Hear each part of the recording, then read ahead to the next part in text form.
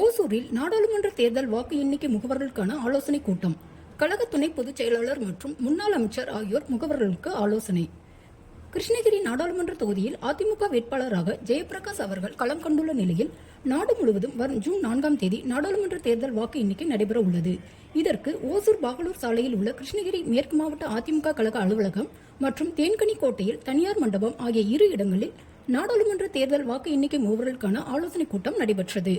இந்த ஆலோசனை கூட்டத்தில் கலந்து கொண்ட கழக துணை பொதுச் செயலாளர் முன்னாள் அமைச்சர் KP முனுசாமி MLA மற்றும் கிருஷ்ணகிரி மேற்கு மாவட்ட கழக செயலாளர் முன்னாள் அமைச்சர் பாலகிருஷ்ணா ரெட்டி ஆகியோர் வாக்கு எண்ணிக்கை முகவர்களை சந்தித்து பல்வேறு ஆலோசனைகளை வழங்கினார். இந்த கூட்டத்தில் கிருஷ்ணகிரி பொதுக்குழு உறுப்பினர் சதீஷ்குமார், ஓசூர் பகுதி கழக செயலாளர்கள் ராஜு, வாசுதேவன், அசோகா ரெட்டி, மஞ்சு, ஓசூர் ஒன்றிய குழு தலைவர் சசி வெங்கடசாமி, தேன்கனிக்கோட்டை கவுன்சிலர் பழனி, தளி முன்னாள் நகர செயலாளர் நாகேஷ், ஒன்றிய கழக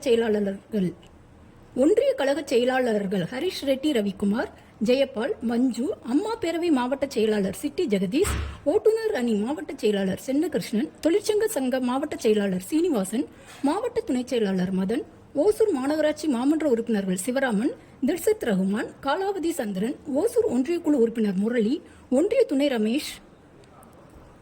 துணை செயலாளர் ரமேஷ், நவீன் வட்ட செயலாளர் சீனிவாசன் உட்பட பலர் கலந்து கொண்டனர்.